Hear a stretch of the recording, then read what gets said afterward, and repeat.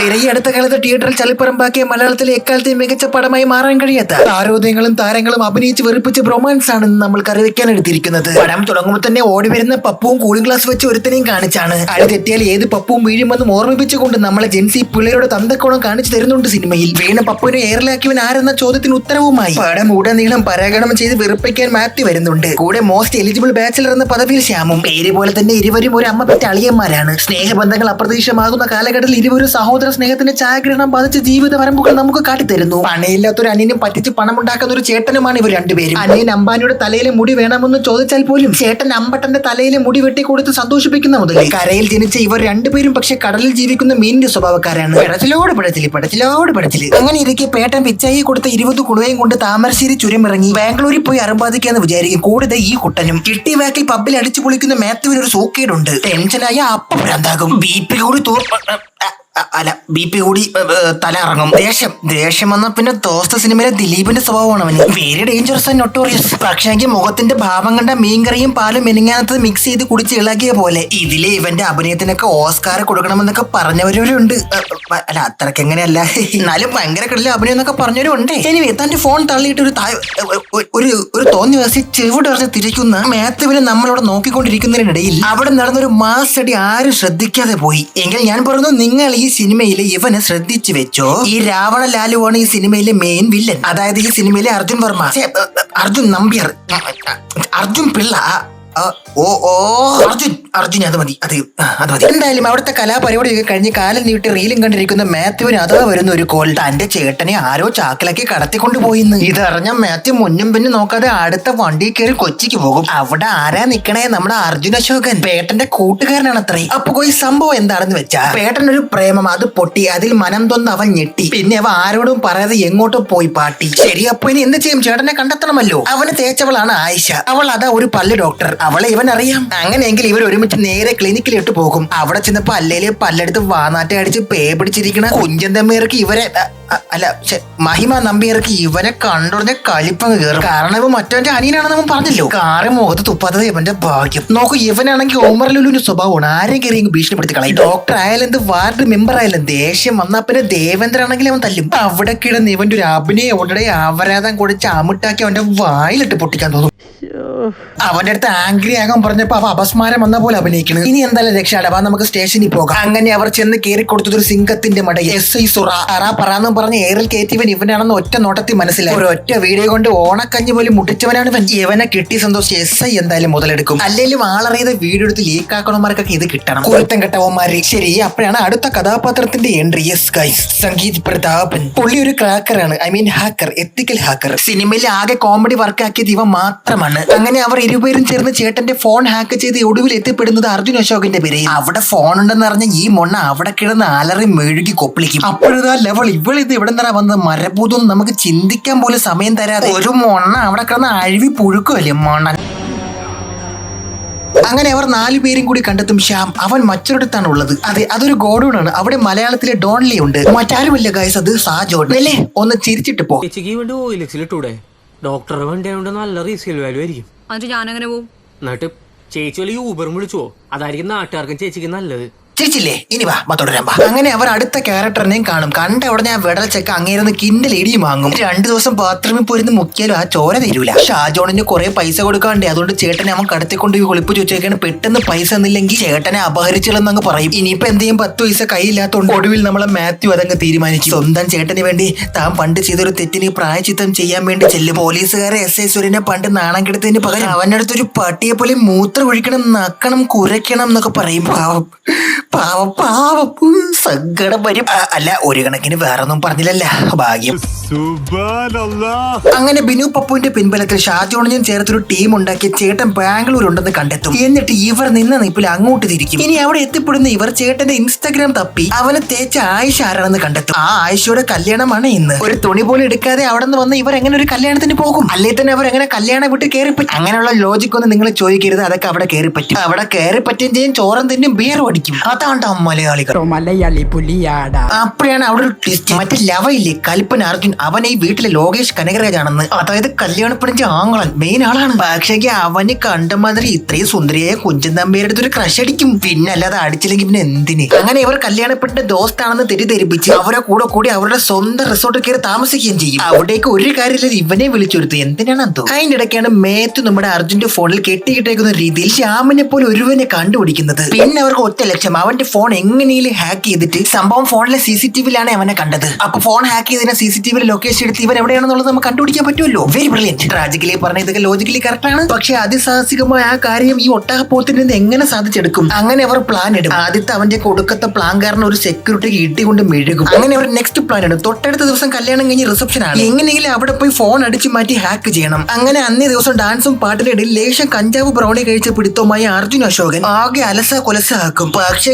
അതിനിടയിൽ അവർ കാര്യം നിർത്തി. ഇനി ഞാനൊരു കാര്യം പറട്ടെ, ഈ അർജുന് ഇവളുടെ ഒടുക്കത്തെ ക്രഷാണ് കിട്ടും. പക്ഷേ അവന് പറയാൻ പറ്റൂല. കാരണം കൊല്ലച്ചത് ലൊക്കേഷനൊക്കെ കണ്ടെത്തി അവർ ഒടുവിൽ ചേട്ടനെ രക്ഷിക്കും. പക്ഷേ അങ്ങനെ അങ്ങ് പോകാൻ പറ്റാ. താണ്ട വരുന്ന വില്ലന്മാര്. പിന്നെ അവിടെ ഒരു ഫൈറ്റ്. അവിടെ മൂക്കുന്നോണ്ടിരുന്ന മഹിമ വരെ കമ്പി കെട്ടി തൂക്കി കറങ്ങി കാലുവച്ച് കറങ്ങി അടിക്കും. അതും പെർഫെക്റ്റ് ആയിട്ട്. ഒടുവിൽ മലയാളികളുടെ മനോ ഇന്ധനത്തിന് മറക്കണ ധൈര്യത്തിന് മുന്നിൽ പിടിച്ചു നിൽക്കാൻ പറ്റാതെ വില്ലന്മാർ ഇടികൊണ്ട് തോറ്റി തൊപ്പിടും. പക്ഷേ അവർ തോക്കെടുത്ത് മുൾമുനിയിൽ നിർത്തും എല്ലാത്തിനെയും. പെട്ടെന്നാണ് അവിടെ അത് സംഭവിക്കുന്നത്. മുകളിൽ കുടുംബമായി താമസിക്കുന്ന തേനീച്ചയെ വാച്ചെറിഞ്ഞ് അവർ ഒളിച്ചിരിക്കും. മറ്റേ മണ്ടന്മാർക്കാണെങ്കിൽ ഇവർ ഒളിച്ചിരിക്കുന്ന കണ്ടപ്പോഴെങ്കിലും എവിടെയെങ്കിലും പോയി പതിഞ്ഞിരുന്നോടിരുന്ന ഇതുപോലൊരു മഴ കിഴങ്ങന്മാര് കുത്തുകിട്ടി മെഴുകുമല്ല. കുത്തുകിട്ടി അവശനായ വില്ലന്മാരെ അർജുൻ അശോകൻ തോക്ക് കാട്ടി പേടിപ്പിച്ച് വിജയം പ്രഖ്യാപിക്കും. അതോടുകൂടി പടം തീർന്ന്. സുഹൃത്തുക്കളെ, എനിക്ക് ഈ പടം ഫസ്റ്റ് ഹാഫ് നല്ല ലാഗാണ് അടിച്ചത്.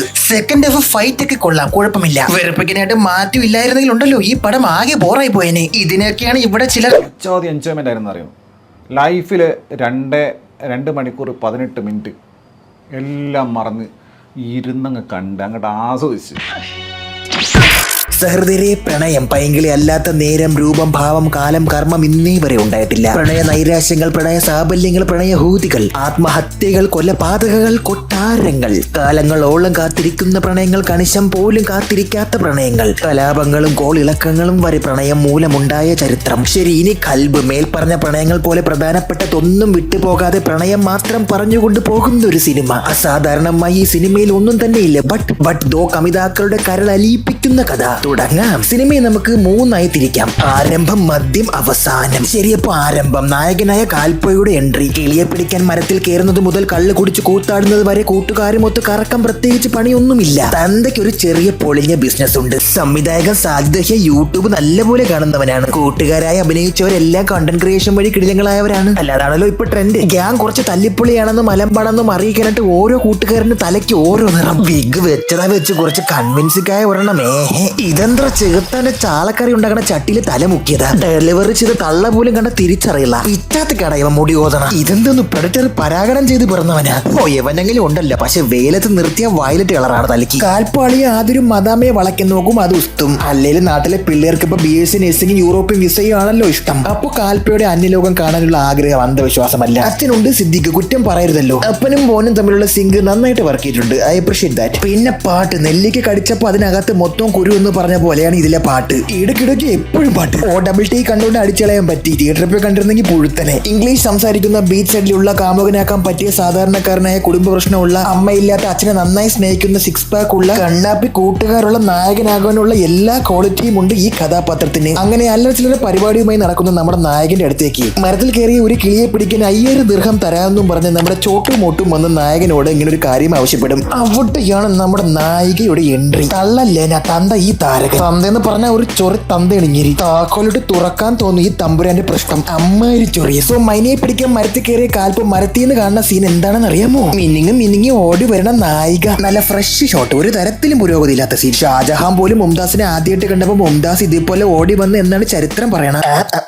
അല്ല, ശരിക്കും ഇവര് പേടിച്ചാണ് ജീവിക്കണം. ആ തന്തേന്ന് പറഞ്ഞ അവരെ മുള്ളിപ്പിച്ചാണ് നിർത്തിയേക്കണ. ഒരു സിനിമക്ക് പോകാൻ പോലും തുമ്പിക്ക് സ്വാതന്ത്ര്യമില്ലെന്നേ ആ വീട്ടിൽ. ആ തുമ്പി പടത്തിന് പോയെന്നും പറഞ്ഞ് തുമ്പിയല്ലാതെ തുമ്പിയുടെ ഉമ്മായി എടുത്തിട്ട് ഇടിക്കും. വാട്ട് ടിപ്പിക്കൽ മലബാർ തന്ത. വീട്ടിൽ കിടന്ന് ഷമ്മി കളിക്കലാണ് ഇങ്ങനെ പരിപാടി. അവര് പാവകളി. ഞാൻ വല്ലതും ആയിരിക്കണമായിരുന്നു. തന്തയാണെന്ന് നോക്കൂല. അല്ല എന്തിയാ നമുക്ക് ചെലവിനും തന്നു നമ്മളെ പോറ്റവര് പറയുമ്പോ നമ്മള് കേക്കണ്ടേ? അല്ലേ? ഞാൻ തുമ്പി പടത്തിന് പോയെന്ന് പറഞ്ഞില്ലേ, അവിടെയാണ് നമ്മുടെ വില്ലന്റെ എൻട്രി. അബു സലിം. എല്ലാരും സോഷ്യൽ മീഡിയ വഴി വന്നവരാണ്. ഇവരാണ് താൽക്കാലികമായി വില്ലന്മാർ. ഇവിടെ ഒരു ചെറിയ സീൻ. ഇവർ വരുന്നു, തിയേറ്ററിൽ കയറുന്നു, പ്രൊജക്ടറിൽ അവന്റെ നാറ്റം വെച്ച് ഷർട്ട് ഇട്ട് മറയ്ക്കുന്നു. നമ്മുടെ നാട്ടിൽ വല്ലതും ആയിരിക്കണമായിരുന്നു. ഇവിടെ ഉണ്ട് ഡ്രീംസും ഗംഗയൊക്കെ തിയേറ്റർ. ഇങ്ങനെയൊക്കെ വന്ന് അലമ്പണിച്ച് നീ ഷർട്ട് ഊരണം നേരെ മാത്രമേ നിനക്ക് ഓർമ്മ കാണൂ. ശേഷം പിന്നെ സൂചിയും നൂലും ആയിരിക്കും നീ കാണുന്ന. അവിടെ ഒരു ഫൈറ്റ് ഉണ്ട്. ഫൈറ്റൊക്കെ പിന്നെ കുഴപ്പമില്ല. ഫൈറ്റൊക്കെ കുഴപ്പമൊന്നുമില്ല ഏട്ടാ. അല്ല ഞാൻ ഈ പടം റോസ്റ്റ് ചെയ്യാനല്ലേ വന്നേ. എന്തായാലും ഇതൊക്കെ കഴിഞ്ഞിട്ട് ഇവർ തമ്മിൽ പ്രണയത്തിലാവുന്നുണ്ട്. അല്ല അതാണല്ലോ ഈ പടത്തിന്റെ ഒരു കഥ. പിന്നെ അവരെ പാടായി, ചിരിയായി, കളിയായി, അവരും അവരുടെ ലോകവുമായി, അവരുടെ സന്തോഷങ്ങളായി. പിന്നെ എക്കാലത്തെയും മികച്ച പ്രണയ സീനുകളിൽ ഒന്നായ നായിക ട്രെയിനിൽ കയറി പോകുമ്പോൾ നായകൻ ബൈക്ക് എടുത്ത് ഓടിച്ചിട്ട് ട്രെയിനിൽ ചാടി കയറി നായികയെ കാണുന്ന ഫ്രഷ് സീനൊക്കെ ഉണ്ട്. ഇതൊക്കെ കാണുമ്പോൾ ക്രിഞ്ചടിച്ച് അതിന്റെ ഇടയ്ക്ക് ഇത് വീട്ടിൽ പിടിക്കും. പാതിരാത്രി തുമ്പിയുടെ റൂമിൽ തൊമ്മനും മക്കളും സിനിമ കാണാൻ വേണ്ടി ചെന്ന് കാൽപ്പോയി കണ്ണാടിയിലെ റിഫ്ലക്ഷൻ വഴി തുമ്പിയുടെ ഉമ്മ പൊക്കും. അവരിരുന്ന് കരഞ്ഞ് കാര്യം പറയും. അവളെ തന്തൊരു അലവലാതെയാണ്. സോ നീ ഇത് മറക്കണം. പിന്നെ ഇവര് തമ്മിലുള്ള കുറെ ശോകം സീനൊക്കെ ഉണ്ട്. ഇത്രയും ആയപ്പോ തന്നെ പടം ഏതാണ്ട് മധ്യഭാഗമായിരിക്കുകയാണ്. അപ്പൊ ഇനി മദ്യം. ഇവർ രണ്ടൊരു ഒളിച്ചോടാൻ തീരുമാനിച്ചു. അങ്ങനെ ഒളിച്ചോടുമ്പോ അപ്പൊ വഴിക്ക് വെച്ച് ദാണ്ട് വരുന്നടാ അബു സലിം. ഇതല്ലെന്ന് ഇത്. അപ്പൊ അവിടെ ഒരു ഫൈറ്റ്. ആ ഫൈറ്റ് കഴിഞ്ഞ് എല്ലാരും പിന്നെ കാണുന്ന സ്റ്റേഷനിലാണ്. കാൽപ്പോയും തുമ്പിയും തുപ്പിയും അമ്പിയും കുമ്പിയും ഒക്കെ ഉണ്ട്. ഇനി സ്റ്റേഷനിൽ ഒരു സീനുണ്ട്. മൊത്തത്തിൽ ഈ സിനിമ കണ്ടപ്പോ എനിക്ക് ആകെ ഈ ഒരു സീനാണ് ഇഷ്ടപ്പെട്ട. കാൽപ്പോയും പിള്ളേരെ ഇറക്കാൻ ചെന്ന സിദ്ദീഖിനെ ചുമര് ചേർത്തെടുത്ത് ചെവിക്കല്ലടിച്ച് പൊട്ടിക്കുന്ന ഒരു സീനുണ്ടേ. That was cruel and tragic. സിദ്ദീഖിന്റെ അഭിനയം കൂടിയായപ്പോ അത് ശരിക്കും കൊള്ളായിരുന്നു കേട്ടാ. കാൽപ്പോയ്ക്കും പിള്ളേർക്കും ഇഷ്ടം പോലെ അടിയിട്ടും സങ്കടം വരും. ഇതോടുകൂടി മദ്യം അവസാനിച്ചിരിക്കുന്നു. ഇനി ക്ലൈമാക്സ് അവസാനം. അതായത് നമ്മുടെ തുമ്പില്ലേ, അവള് കാരണം ആ ചെറുക്കൻ ഇത്രയും അടി കിട്ടിയെന്നും തന്തയുടെ തന്തക്കോണം സഹിക്കാനും പോയത് ഞരമ്പ് മുറിച്ചെങ്കിൽ മരിക്കും. പ്രണയത്തിൽ ഒരുമിക്കാൻ പറ്റാത്തവരായി അവസാനിച്ച സിനിമകളിൽ ഒരു കരിന്തൂവലായി ദാ ഈ പടവും ബാക്കി. പിന്നെ എന്ത് മരിച്ചവളെടുത്ത് കുഴിച്ചിടും. പടം അവസാനിച്ച്. അല്ല തീർന്നില്ല, കുറച്ചുകൂടി ഉണ്ട്. നായകൻ കുറെ നാൾ കള്ളം കൂടി ചേർന്ന് അവളെ തന്ന രണ്ട് തെറിയും പറഞ്ഞ് കടലിൽ പോയി മുങ്ങി ചാവാൻ നോക്കും. പക്ഷെങ്കിൽ തക്ക സമയത്ത് വന്ന സിദ്ദീഖും കൂട്ടുകാരും കാൽപ്പോയെ രക്ഷിക്കും. പിന്നെ ഒന്നുമില്ല, ജീവിതത്തിൽ ഒന്നിക്കാൻ പറ്റിയില്ലെങ്കിലും മരണത്തിലെങ്കിലും ഒന്നിക്കാന്ന് വെച്ചപ്പോ അത് സമ്മതിക്കൂല. തിയേറ്ററിൽ പരാജയപ്പെട്ട ഈ സിനിമ OTTയിൽ ഇപ്പോഴത്തെ ജെൻസി പിള്ളേരൊക്കെ കണ്ടിട്ട് ഒരു കൂടെ കണ്ണീരാണ് കളഞ്ഞെന്നൊക്കെയാണ് അറിയാൻ പറ്റുക. നിങ്ങൾ ഈ സിനിമ കണ്ടായിരുന്നോ? കണ്ടെങ്കിൽ അഭിപ്രായം കമന്റ് ബോക്സിൽ രേഖപ്പെടുത്തണം. കുറച്ച് നല്ല കളർഫുൾ ആയ നല്ല ഷോട്ടുകളുള്ള കുറെ പാട്ടുകളുള്ള ക്രിഞ്ച് സീനുകളുള്ള കേട്ടുമടുത്ത് പ്രണയമുള്ള ഒരു കഥ. ബട്ട് ഒരു ചായ ഉണ്ടാക്കും പോലെ തേയിലയും പാലും വെള്ളവും പഞ്ചാരയും കറിച്ചട്ടിയിലേക്ക് ഒഴിച്ച് ഗ്യാസ് സ്റ്റൗവിന് പകരം വൈക്കൽ കൂട്ടിയിട്ട് കല്ലൊരിച്ച് തീ ഉണ്ടാക്കി അത് തിളപ്പിച്ച് ചായയാക്കി സ്വർണ്ണ കപ്പിൽ ഒഴിച്ച് തന്നാലും കുടിക്കുമ്പോൾ ചായയുടെ ടേസ്റ്റ് തന്നെ ആയിരിക്കില്ലേ അല്ലേ? എങ്കിൽ അതാണ് ഈ സിനിമ. അപ്പൊ ഗൈസ് ഇതൊരു റോസ്റ്റ് അല്ല, ഇറ്റ്സ് മൈ അഭിപ്രായം. അഭിപ്രായ സ്വാതന്ത്ര്യത്തിന് കോപ്പിറൈറ്റ് സ്ട്രൈക്ക് അടിക്കും. നിങ്ങൾക്കൊരു സത്യം അറിയാമോ? നമ്മുടെ എക്കാലത്തെയും പ്രിയപ്പെട്ട നമ്മുടെ മെഗാസ്റ്റാർ മമ്മൂട്ടി ഒരിക്കലും ഒരു പൂർണ്ണ മമ്മൂട്ടിയല്ല. അദ്ദേഹം വെറും 99% മാത്രമാണ് മമ്മൂട്ടി. ബാക്കിയുള്ള ആ 1% ഉണ്ടല്ലോ, ആ 1% ദാണ്ടത് ഇത്. അതായത് ഇത് 1% മമ്മൂട്ടി. അപ്പൊ സുഹൃത്തുക്കളെ, നമ്മൾ ഇന്ന് വറക്കാൻ എടുത്തിരിക്കുന്നത് 1% മമ്മൂട്ടിയുടെ ഒരു സിനിമയാണ്. അപ്പൊ സിനിമയുടെ ആരംഭം തന്നെ കാണിക്കുന്നത് ചൂട്ടുകത്തിച്ച് ആരോ സ്ക്രീനിലേക്ക് എറിഞ്ഞപ്പോ അതിൽ നിന്ന് ഉയരുന്നൊരു പുക. ഉറക്കം അഭിനയിച്ച് കിടക്കുന്ന 1% മമ്മൂട്ടിയുടെ മുന്നിൽ ഡെസ്റ്റിലേഷൻ പ്രോസസ് വഴി ഒരു ആത്മാവ് പ്രത്യക്ഷപ്പെടും.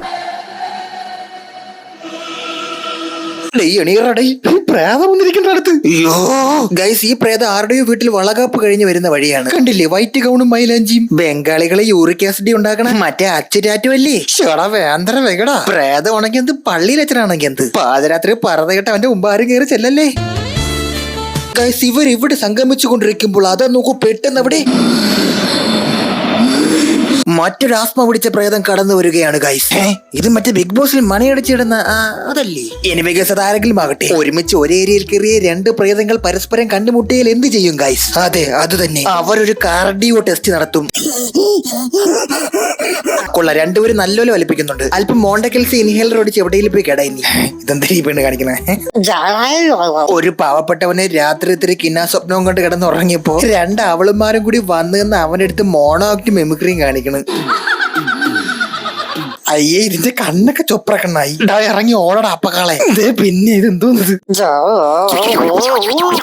ഇനി ഞാനൊരു സത്യം പറയട്ടെ ഗൈസ്, അത് ശരിക്കും ഒരു സ്വപ്നമായിരുന്നു. ഇന്നലെ കണ്ട സ്വപ്നത്തിൽ എന്തെങ്കിലും യാഥാർത്ഥ്യമുണ്ടോ എന്ന് അറിയാൻ വേണ്ടി നമ്മുടെ നായകൻ എങ്ങനെ ബൈക്കിൽ യാത്ര തുടരുകയാണ്. ഈ ഷോട്ടൊക്കെ ഓടുന്ന ബൈക്കിന്റെ മുകളിൽ ഒരുത്തന്നെ കയറ്റി നിർത്തിയിട്ട് ഗോപ്രോയിൽ എടുത്തേടാ. സോ ഗൈസ്, പുള്ളി അങ്ങനെ തന്റെ സ്വപ്നത്തിലെ യാഥാർത്ഥ്യം എന്നത് മനസ്സിലാക്കുവാൻ വേണ്ടി തന്നെ പോലെ തന്നെ വേറൊരു വട്ടനെ ഗൂഗിൾ ചെയ്ത് കണ്ടുപിടിക്കും. എന്നിട്ട് അയാളെ കാണാനായിട്ട് വണ്ടി എടുത്ത് അങ്ങ് പുറപ്പെടും. വഴിക്ക് വെച്ച് പുള്ളി ഒരു ആക്സിഡന്റ് കാണുമേ. ഇത് നിങ്ങൾ ഓർത്ത് വെച്ചോ, അതിന് കാരണം ഞാൻ പിന്നെ പറയാം. അങ്ങനെ അയാളെ കാണാൻ ഈ മൈലുകൾ താണ്ടി ഒരു ഗ്രേസറി കോട്ടയുടെ മുന്നിലാണ് വന്നെത്തുന്നത്. എല്ലാ സ്വാഭാവിക പ്രേതപ്പെടത്തിലും ഉള്ള പോലെ നായകൻ അടുത്ത് വരുമ്പോ തുറങ്ങാൻ റെഡിയായി നിൽക്കുന്ന കാറ്റും, നായകനെ മാത്രം പേടിപ്പിക്കാനും നാറ്റിക്കാനും ആടിക്കാനും മാത്രം വീശി അടിക്കുന്ന കാറ്റും, മാറാലയും പൊടിപടലങ്ങളുമെല്ലാം റെഡിയായി അവിടെ കാത്തിരിക്കുകയാണ്. അതെല്ലാം കടന്ന് അകത്ത് കയറിയ നായകന്റെ മുന്നിലേക്ക് മുഖത്തൊരു വലിയ നീള ഉണ്ണിയുള്ളൊരു മനുഷ്യ സോറി ഗൈസ്, അത് ബീഡിയായിരുന്നു. അല്ല, ചുരുട്ട്. സോ ഗൈസ്, ഇവർ എന്താണ് പറയുന്നതെന്ന് വെച്ചാൽ ഈ വീട്ടിലൊരു ദുർമരണം നടന്ന കുറെ കാബാലികന്മാർ ചേർന്ന് ഒരു പെൺകുട്ടിയെ വീട്ടിലിട്ട് പീഡിപ്പിച്ച് കൊലപ്പെടുത്തിയെന്ന് പറയപ്പെടുന്നു. പക്ഷേ അവരെ ഒന്നും പോലീസുകാർക്ക് തൊടാൻ പോലും പറ്റില്ല. അവരൊക്കെ അവിടുത്തെ ഉന്നതന്മാരായിരുന്നു. കണ്ടില്ലേ, സക്കർബർഗിന്റെ പരീക്ഷണത്തിൽ ഫെയിലായിപ്പോയ റോബോട്ടൊക്കെ വന്നിരുന്ന അവർക്ക് വേണ്ടി വാദിക്കുന്നത്. കാലപ്പയം കൊണ്ടങ്ങാനും ഇനി ഊഴാനിറങ്ങിയാൽ അന്ന് തീർക്കുന്നു ഞാൻ. ആ പ്രമുഖന്റെ മുഖം നോക്കിയാണ്. ബട്ട് ഗസ് വാട്ട് ഗൈസ്, അവർക്കൊന്നും അധികം ആയുസ് ഉണ്ടായിരുന്നില്ല. അതിലൊരുത്തൻ കുളത്തിൽ കിടന്ന് ഐസ്ക്രീം കഴിക്കുമ്പോൾ മരിക്കും. കണ്ടില്ലേ അവന്റെ വായിൽ തിന്ന ഐസ്ക്രീം ഇരിക്കുന്ന. വേറൊരുത്തർ റോഡിൽ മരിച്ച് വടി പോലെ കിടക്കും. മീശയിലെ ഡൈ താഴോട്ട് ഒലിച്ചിറങ്ങണടാ. ആ നാക്ക് വെച്ചൊരു നക്കം കൊടുത്താണ്. പിന്നെ ഒരുത്തൻ ബൗൾ ചെയ്യണ കണക്ക് മറ്റൊരുത്തൻ ക്യാച്ച് പിടിക്കുന്ന പോലെ മരിച്ചു കിടക്കും. എല്ലാം അതിവ്യത്യസ്ത മരണങ്ങൾ. 10-20 വർഷത്തെ എന്റെ എക്സ്പീരിയൻസ് വെച്ച് നോക്കുമ്പോ വിശ്വസിക്കാൻ പറ്റാത്ത പലതും എനിക്ക് വിശ്വസിക്കേണ്ടി വരുന്നു. ഈ പടം ഞാൻ കണ്ടു എന്നുള്ളത് എനിക്കും വിശ്വസിക്കാൻ പറ്റുന്നില്ല. നിങ്ങൾ ആ സൈഡിൽ നിന്ന് കണ്ണടച്ച് മൂക്കോഴി നോക്കിയാണ്. കറക്റ്റ് ഇക്കല്ലേ, DNA മെലാനിൻ വരെ match. Okay guys, coming to the point. ഇത്രയൊക്കെ കഥകൾ പറഞ്ഞിട്ട് അമാനുഷികമായി 5 പേർ മരിച്ചത് പറഞ്ഞിട്ടും നായകന് അതൊന്നും വിശ്വാസമാകില്ല. കാരണം അദ്ദേഹം ഒരു ആധുനിക ശാസ്ത്രീയ മനുഷ്യനാണ്. എനർജി എന്നത് ഒരിക്കലും നശിക്കില്ലെന്നും അത് മറ്റൊന്നായി മാറുന്ന പ്രകൃതി നിയമത്തെ കുറിച്ച് നിനക്കറിയില്ല. എടാ എന്തിനടാ നടക്കപ്പോക ഐൻസ്റ്റീൻ ഇട്ട് കൊട്ടണ. അങ്ങനെ അറിയാതെ പറഞ്ഞു പോയി എനർജി നശിക്കൂല. പിന്നെ ഇവന്മാരൊക്കെ കക്കൂസി പോയാൽ ഇപ്പൊ പറയണ എനർജി നശിക്കൂലെന്നാണ്. Embassy Square. ഇനിയാണ് റിയൽ കഥ. ഈ കൊലപാതകമൊക്കെ നടന്ന വീട്ടിൽ 2 സ്ത്രീകൾ താമസിച്ചിരുന്നു ഇതിനു മുന്നേ. ഇവര് ലെസ്ബിയൻസ് ആണെന്ന് എവിടെയും പറയുന്നില്ല സിനിമയിൽ ഓപ്പൺ ആയിട്ട്. പക്ഷേ ഇവരുടെ ചേഷ്ടകളൊക്കെ കാണുമ്പോൾ നമ്മളെങ്ങനെ വിചാരിക്കും, ശരിക്കും ഈ ഒരു സീനൊക്കെ കാണുമ്പോൾ നമ്മൾ വിചാരിക്കും വേറെ എന്തെങ്കിലും സീൻ കാണുന്നു. പക്ഷെ വേറെ ഒന്നുമില്ല, ഇത്രേ ഉള്ളൂ. ഈ സിനിമയിൽ പല കാര്യങ്ങളും ഒന്നിനൊന്നും ബന്ധമില്ലാത്ത കാര്യങ്ങളാണ്. മുഖം വെച്ച് ഉഴുന്നാട്ടാണ്. സോ ഗൈസ്, അപ്പൊ നമ്മുടെ നായകന് വിശ്വാസമില്ലാത്തത് കാരണം ഈ കഥയെല്ലാം പറഞ്ഞതിന് ശേഷം ഇവിടെ എന്തൊക്കെയോ ദുരാത്മാക്കൾ ഉണ്ടെന്ന് അറിയിക്കാനായി ഒപ്പേരിന്ന് കടം വാങ്ങിയ ഒരു ഹെഡ്സെറ്റും ഫാനിന് വലയടിക്കുന്ന ഒരു സാധനമായിട്ട് ഇങ്ങനെ ഇവിടേക്ക് കറങ്ങി നടക്കും. ഒടുവിലായി യന്ത്രം വെച്ച് ദുരാത്മാക്കളുടെ സാന്നിധ്യം അവർ കണ്ടെത്തും ഗൈസ്.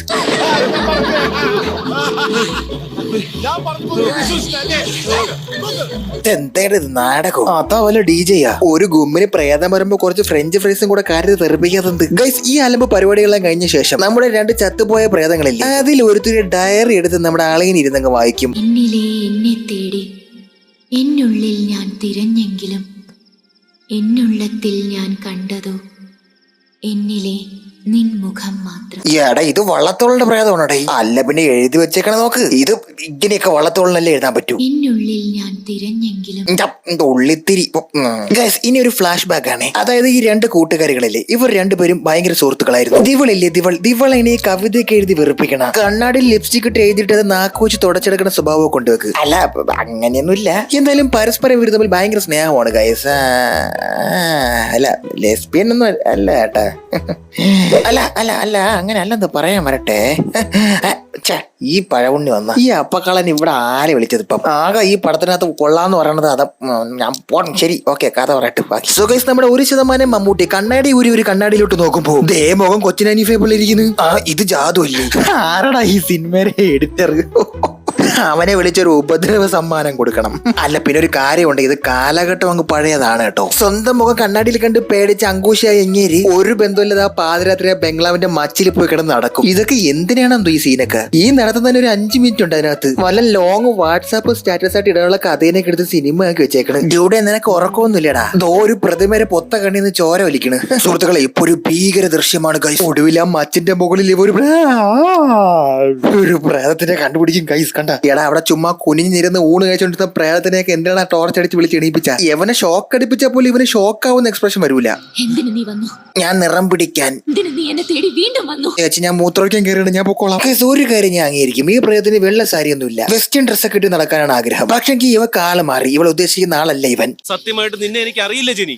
അറിയില്ലെങ്കിൽ ഇറങ്ങി പോടാ, നീ വന്നേക്കണവൻ. ബ്രോസ് ആക്ടിങ് ഇസ് ഡേഞ്ചറസ് താൻ AI. സോ ഗൈസ് ഇനി അടുത്തത് ഈ പ്രേതത്തിന്റെ സ്വന്തം ഫ്ലാഷ് ബാക്ക് ആണ്. ഗൈസ് ഈ പടത്തിൽ ഒരു 2-3 ഫ്ലാഷ് ബാക്കും 3-4 പാട്ടും 2-3 പ്രേതവും ഉണ്ട്. അങ്ങനെ ഒരു പ്രത്യേക ഉൾട്ടാ സിനിമയാണിത്. ഇതൊരു സിസ്റ്റർ, ഈ സിസ്റ്ററാണ് ഈ കുട്ടീനെ വളർത്തുന്നത്. ഈ കുട്ടിയുടെ പേരാണ് ജെനി. ഈ ജെനിക്ക് ഒരു സ്പോൺസർ ഉണ്ട്. പുള്ളി കമലഹാസൻ ദശാവതാരത്തിൽ മേക്കപ്പ് ഇട്ടപ്പോ ഇളകി വീണ പശയാണ്. കണ്ട മുഖമൊന്നും അനങ്ങണില്ല, പശയ്ക്ക് മാസ്ക് വലിച്ച് ഒട്ടിച്ചേക്കാണ് മുഖത്ത്. പുള്ളി ജെനിയുടെ സ്പോൺസർ ആണെങ്കിലും നല്ലൊരു മനുഷ്യനാണ്. ബീച്ചിലൊക്കെ പോയി മണ്ണപ്പൊക്കെ ചുട്ട് കളിക്കും. ജെനി ഉണ്ടാക്കിയ മണൽ കൊട്ടാരം കണ്ട് അങ്ങനെ ക്ലിക്ക് ചെയ്യും. ഹൈ, നിങ്ങളത് കണ്ട? ഇങ്ങനെ കീബോർഡിൽ കണക്ട് ചെയ്യണ മൗസാണ്, കണ്ടില്ലേ ക്ലിക്ക് ചെയ്തത്?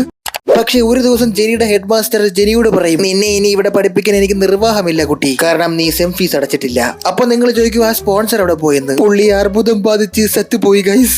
നിന്നെ പോലെ ബ്രില്യന്റ് ആയിട്ടുള്ള ഒരു സ്റ്റുഡന്റിനെ ടേം ഫീസ് കെട്ടാത്തതിന്റെ പേരിൽ പുറത്താക്കുന്നതിൽ എനിക്ക് നല്ല വിഷമമുണ്ട്. അത്രയ്ക്ക് വിഷമമാണെങ്കിൽ നീ ഒരു ഷവർമ വാങ്ങിച്ചങ്ങ് തിന്നി. വിഷമം ഉണ്ടെങ്കിലും ടേം ഫീസ് അടച്ചില്ലെങ്കിൽ സ്കൂളിൽ പഠിപ്പിക്കാതിരിക്കില്ലല്ലോ, വേറും പോക്കത്തരം. പക്ഷെ അവിടെ രക്ഷയായി നമ്മുടെ മറ്റേ കൂട്ടുകാരി എത്തും. അങ്ങനെയാണ് ഗൈസ് ശരിക്കും ഇവർ തമ്മിൽ കമ്പനിയാകുന്നത്. ഗൈസ് അങ്ങനെ അവർ ഒരുമിച്ച് താമസം തുടങ്ങും. സന്തോഷത്തോടെ ജീവിക്കുന്ന സമയത്താണ് അത് സംഭവിക്കുന്നത്. CBI മമ്മൂട്ടി സെറ്റ് മാറി ഇവിടെ കയറുന്നത്. ഓ ഐ ആം സോറി ഗൈസ്, ഇത് 1% മമ്മൂട്ടിയാണ്. ഇക്കൊരു ബാലരമ കഥാപാത്രമാണെങ്കിൽ ആ ബാലരമയിലെ ചിത്രം ഉണ്ടല്ലോ, അതാണ് ഇയാള്. സോ ഗൈസ് അയാൾ കവിതകൾ എഴുതുന്ന ജെനിയെ തേടിയാണ് വരുന്നത്. ആ സമയം ജെനി അവിടെ മൂക്കിൽ വിരലിട്ടുകൊണ്ടിരിക്കുകയായിരുന്നു. എന്നിട്ട് നെറ്റിയിൽ തുടച്ചിട്ട് വെളിയിലോട്ട് ഇറങ്ങി ചെല്ലും. അപ്പോ ആ വന്ന മനുഷ്യൻ പറയും, ഈ കവിതകൾ എഴുതുന്ന ജെനി. ഗൈസ് ആ കുറിക്കടിയിൽ ഇവനൊരു തൃക്കണ്ണുണ്ട് കേട്ടോ. എന്നിട്ട് അപ്പൊ തന്നെ കണ്ട് അവർ അപ്പൊ തന്നെ നടക്കാൻ പോണെന്ന് പറഞ്ഞ് ബീച്ചിലൊക്കെ പോകും. ഇയാളും ഇയാളുടെ കവിതയും എത്ര ഭംഗിയുള്ള വാക്കുകളാണ്. What A philosophy. എന്താടാ പറഞ്ഞ, നിന്റെ ഒരു പിരി എവിടെ പോയി കിടക്കണ കേട്ടാ. ആ ബന്ധം എന്തായാലും അങ്ങനെ അങ്ങ് വളരും. പക്ഷെ അത് ഇവളുടെ കൂട്ടുകാർക്ക് അത്ര ഇഷ്ടമല്ല. ഈ കിന്നരിപ്പൊക്കെ കണ്ട് അവൾക്ക് ദേഷ്യം വന്ന് ഒരു പാവം കണ്ണാടിയുടെ വാക്ക് കുത്തി പൊട്ടിക്കും. ദേഷ്യം വന്ന് അവൾ പിച്ചാത്തിയെടുത്ത് ചോര കുത്തി തെറിപ്പിക്കും ഗൈസ്. ഒരു തലയണയുടെ പഠിക്കണ ഗൈസ്, ആ കുത്തുന്നത് ഒരു തലയണയിലാണ്. കണ്ടില്ലേ അവിടെ പഞ്ഞിയൊക്കെ പറക്കണ. പക്ഷെ ആദ്യം തെറിച്ച് ആ ചോര ആരത്? ഈ വട്ടൊക്കെ കണ്ട് കിളി പേറി ജെനി ഇവളെയും വിളിച്ചൊരു പള്ളിയിൽ പോയിട്ട് പരസ്പരം കുമ്പസരിക്കാൻ പറയും. ഞാൻ കൂടിഞ്ഞ് ഇപ്പുറത്തിരിക്കാം, നീ നിന്റെ മനസ്സിലുള്ളതൊക്കെ തുറന്നു പറഞ്ഞു. അപ്പൊ അവള് പറയും, എന്റെ സ്നേഹം അതെനിക്ക് മാത്രം മതി. പാവം ഗൈസ്, പാവം ജെനി ഇതൊക്കെ വിശ്വസിച്ച് ഈ അപ്പ കളയെടുത്ത് പറയും, നമ്മൾ തമ്മിൽ ശരിയാവില്ല, നീ എന്നെ മറക്കണം. അപ്പൊ അദ്ദേഹം പറയും, നിനക്ക് എന്ത് പറ്റി? നീ എന്തിനാ ഇങ്ങനെയൊക്കെ പറയുന്നത്? ഞാൻ നിന്നോട് എന്ത് തെറ്റി?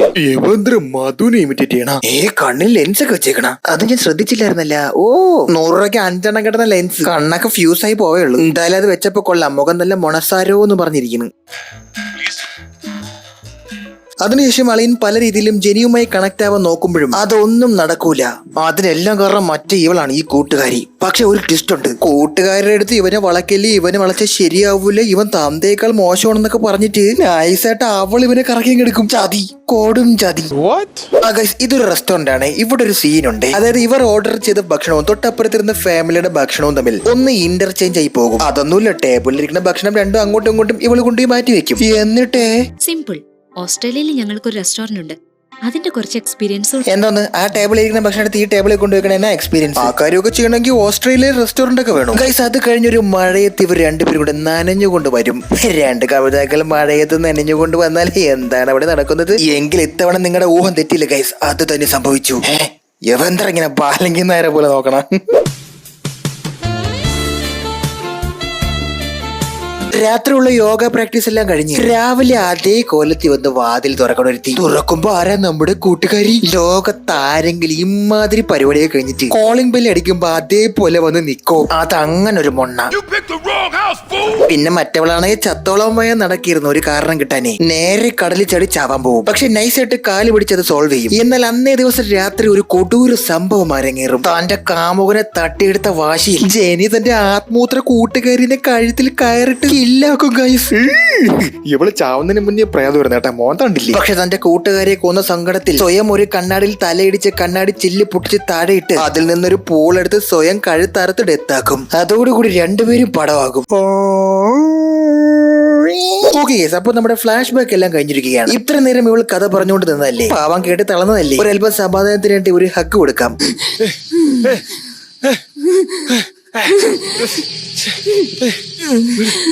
ഇവൻ എന്തിനാ ഇങ്ങനെ നടന്ന് എക്കളി വിടുന്നത്? അവൾ പിടിച്ച് ഞെരിക്കുമ്പോ ശ്വാസം മുട്ടിയിരിക്കും.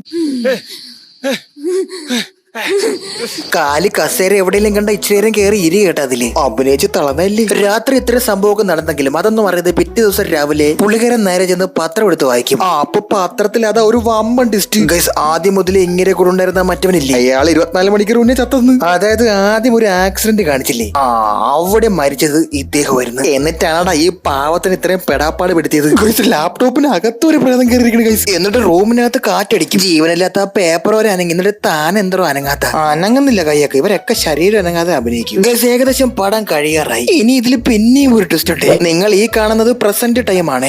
ആ ചത്ത പെണ്ണ് പിന്നെയും പുനർജനിക്കും ഗൈസ്. എന്നിട്ട് ഇവർ രണ്ടുപേരും കൂടി മുഖത്തോട് മുഖം നോക്കി ബൈക്കിൽ കയറി യാത്ര ചെയ്യും. വല്ലാത്ത ജാതി ജീവികൾ തന്നെ. ഇക്കടെ രൂപത്തിന്റെ 1% കിട്ടി. അഭിനയത്തിന്റെ ആരെങ്കിലും കിട്ടിയിരുന്നെങ്കിൽ ആരായി പോയനെ. ഇവര് ബൈക്കിൽ കയറി പോകുമ്പോ ഒരു വവ്വാല് തലകീഴായി ഒന്നും തൂങ്ങി കിടക്കുമേ. നിങ്ങൾ ആ വവ്വാലിന്റെ മോന്തെ ഒന്ന് സൂക്ഷിച്ചു നോക്കിയാണ്. അത് മറ്റാരുമല്ല ഗൈസ്, അത് ജെനിയാണ്. Jeni. Fear is the root cause of all the superstitions. A film by ജസ്പൽ Shanmugham. പള്ളിക്കൂടത്തിൽ പോകാതെ സിനിമ പിടിക്കാൻ ഇറങ്ങിയേക്കണം. ആ എഴുതി വെച്ചേക്കണ മൊത്തം ഗ്രാമർ മിസ്റ്റേക്ക്. എന്തായാലും ഇത് മതി. ഈ പടമൊക്കെ ദുൽഖറിനാണ് എന്തോ ആദ്യം വന്നത്. അല്ല, ദുൽഖറിനായിരിക്കൂല, മമ്മൂട്ടി ഓടിച്ചെന്നെ. മലയാളത്തിന് ഒരുപിടി മനോഹര സിനിമകൾ സമ്മാനിച്ച എക്കാലത്തെ മികച്ച സംവിധായകരിൽ ഒരാളായ രാജസേനൻ അവരുടെ മലം കൾട്ട് സിനിമയാണ് നമ്മൾ ഇന്ന് വറുക്കാൻ എടുത്തിരിക്കുന്നത്. മലയാളത്തിന്റെ സ്വന്തം രാജസേനൻ ഒരു രാജസേനയായിട്ടാണ് നമ്മുടെ കൂടെയുള്ളത്. പടം ആരംഭിക്കുന്നത് തന്നെ മാരത്തോൺ ഓട്ടം കാണിച്ചുകൊണ്ടാണ്. പുണ്യെ കണ്ടാൽ അറിയാം ഊരിലെ പഞ്ഞം. ഓടി ഇവൻ അങ്ങനെ ഒടുവിൽ ഓടിച്ചെന്ന് കയറുന്നത് ജഗദീഷ് ചേട്ടന്റെ വീട്ടിലും. ഓടി സ്വന്തം കുഞ്ഞമ്മയുടെ വീട്ടിലെ ബാത്റൂമിൽ പോകാൻ മുട്ടി നിക്കണ പോലെ നേരെ ചെന്ന് ബെഡ്റൂമിലോട്ട് ഓടി കയറുവൻ. ജഗദീശനാണെങ്കിൽ കണ്ണുങ്ങളുടെ ചെവിയും കേട്ടുടാ.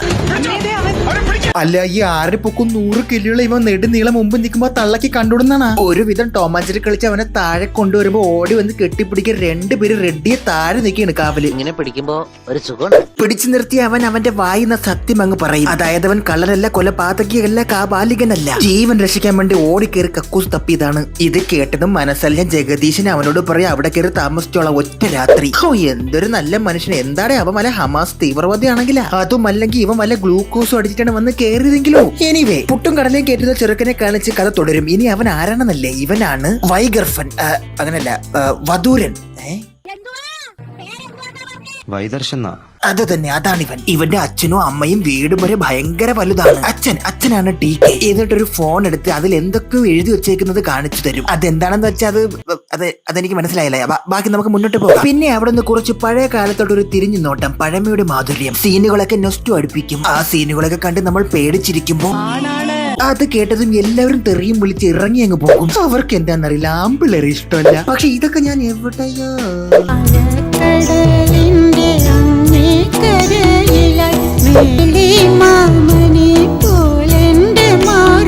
പിന്നെ പെട്ടെന്നൊരു പാട്ട്, അതിൽ ആ കൊച്ചുകുട്ടി ഡാൻസ് ഒക്കെ പഠിച്ചങ്ങ് വളർന്ന് വലുതാക്കും. അതേ പാട്ടിൽ തന്നെ ആ വീട്ടിലെ അമ്മയും അമ്മൂമ്മയും ഒക്കെ മരിക്കും.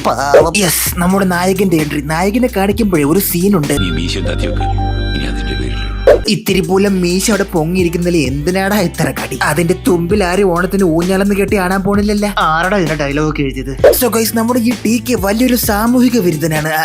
അതായത് സാമൂഹിക സേവകൻ. പുള്ളി ഈ സാമൂഹിക സേവനത്തിനിടയിൽ സ്വയം ഒരു കല്യാണം പോലും കഴിക്കാൻ നിൽക്കുന്ന ഒറ്റക്കാലിൽ നിന്ന് സാമൂഹിക സേവനം അങ്ങ് ചെയ്ത് കളഞ്ഞു. എന്നിട്ട് ഇപ്പൊ മൂക്കിലെ പല്ല് വായിലും മുളച്ചപ്പോ കല്യാണം കഴിക്കാൻ ഇറങ്ങിയേക്കണം.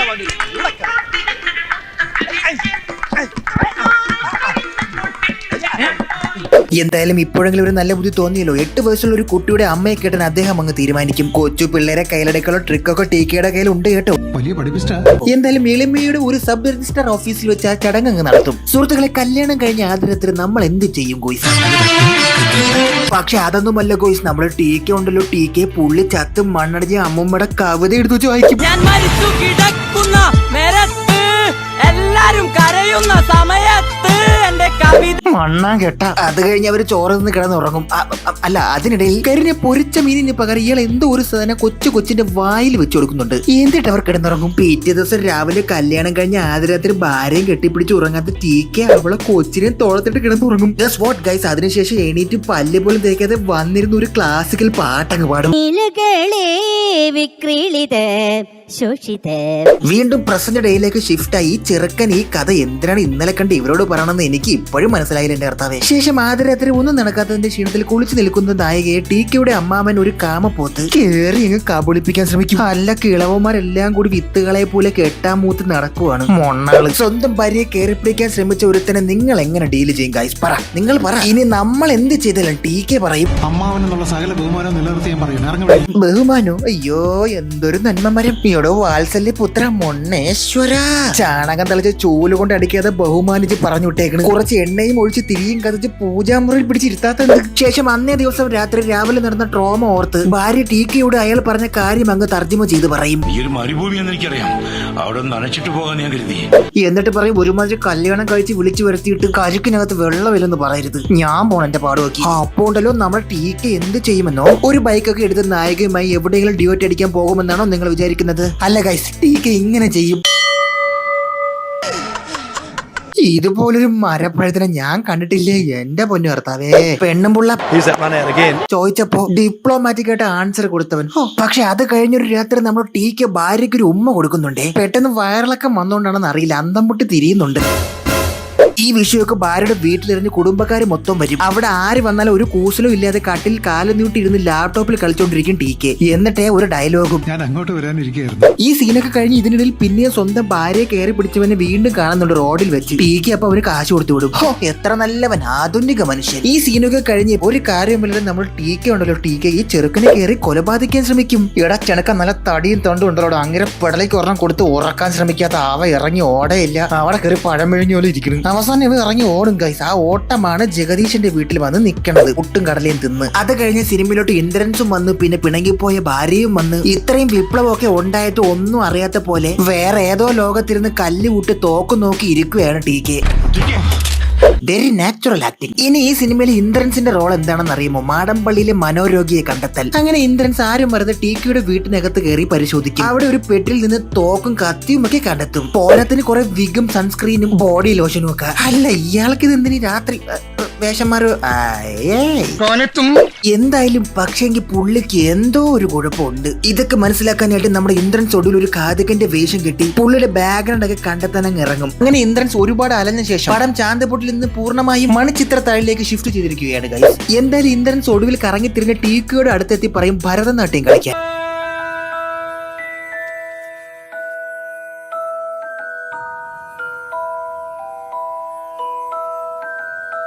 ഗോസ് അതായത് നമ്മുടെ ടീക്കയ്ക്ക് ഒരു പ്രശ്നമുണ്ട്. അതെ ഗൈസ്, പുള്ളി ഒരു സ്പ്ലിറ്റ് പേഴ്സണാലിറ്റി ഉള്ള ആളാണ്. നമ്മുടെ അന്യൻ അമ്പിയൊക്കെ പോലെ ഇല്ലേ, അതിന്റെയൊക്കെ ടിക്ടോക്ക് വെർഷൻ. പക്ഷെ അങ്ങേറെ ഉള്ളിൽ ഉറങ്ങിക്കിടക്കുന്ന സ്ത്രീ ഉണരണമെങ്കിൽ തന്റെ മുത്തശ്ശി എഴുതിയ പാട്ട് കേൾക്കണം. പുള്ളിക്ക് അത് കേട്ടാ പിന്നെ ഒരു ഓർമ്മയില്ല. ആരെങ്കിലും കണ്ടാ കയറി കെട്ടിപ്പിടിച്ച് കഷത്തിൽ വെച്ച് ഞെരുക്കി നാറ്റം മൊത്തം അടുപ്പിച്ച് കൊല്ലാൻ നോക്കും. ഈ സംഭവങ്ങളെല്ലാം കൂടി ഒരു ഫോണിൽ ഷൂട്ട് ചെയ്ത് ഇന്ദ്രൻ ചേട്ട ഇതെല്ലാം കൂടി ഒരുമിച്ച് ഒരു കോൺഫറൻസ് ആളെ വിളിച്ചു കൂട്ടി പോലീസ് ഏമാന്മാരെ മുമ്പ് കൊണ്ടുപോയിട്ട് കാണിച്ചു കൊടുക്കും.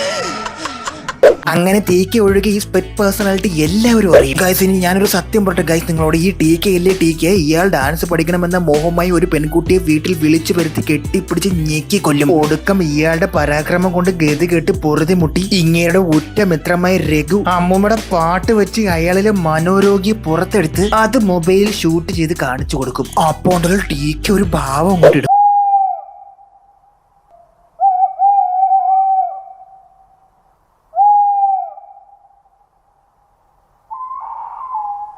ഇതൊക്കെ അറിഞ്ഞ് ടീക്കെ സ്റ്റേഷനിൽ പോയി സറണ്ടർ ആകാൻ നോക്കും. അപ്പൊ രഘു പറയും ആൾറെഡി അതൊക്കെ ക്യാഷ് കൊടുത്ത് ഒതുക്കിയേ മണ്ണേ, നിങ്ങൾ അതിൽ വായും വെച്ച് ചുമ്മാതിരിക്കോ. പക്ഷേ ഇത്രയൊക്കെ ആയ സ്ഥിതിക്ക് ടീക്കെ ഭാര്യയ്ക്ക് ഒരു ഉമ്മയും കൊടുത്ത് മോനൊരു അന്ത്യ ഉപദേശവും കൊടുത്ത് മുകളിലോട്ട് കയറി പോകും. എന്നിട്ട് മുഴുത്ത പ്രാണനായിട്ട് ഇറങ്ങി വരുന്നതാണ്. എന്റെ ജീവിതത്തിൽ എനിക്ക് ഇതിനേക്കാളും കൂടുതൽ ഇനി പുഴുക്കാൻ പറ്റൂല. ഈ പടം കണ്ട് ഞാൻ അഴുകി പുഴുത്ത്. ഇതിനിടയിൽ പൂർണ്ണമായും സ്ത്രീയായി മാറിയ പുള്ളിയുടെ ഒരു ഡയലോഗ് ഉണ്ട്. അത് മാത്രമോ തേർഡ് വാൾ ബ്രേക്ക് ചെയ്തിട്ടാണെന്ന് തോന്നുന്നു. ടീക്കെ ഓഡിയൻസിനോട് പറയുന്നുണ്ട്. എന്നിട്ടൊരു തോക്കുമായി മുകളിലോട്ട് പോയി കുറെ ഡമ്മികളുടെ ഉച്ചു നോക്കി വെടിവെച്ച കലിപ്പങ്ങ് തീർക്കും. എന്നിട്ട് സ്വയം മരിക്കും. അതെങ്ങനെയാണെന്ന് അറിയാമോ? ലോകത്ത് ഒരാളും സ്വന്തമായി ചെയ്യാത്തൊരു പ്രത്യേക തരം മരണം. അങ്ങേരെ സ്വന്തം സുന കട്ട് ചെയ്ത് ചോരാറിന് ചാവറി.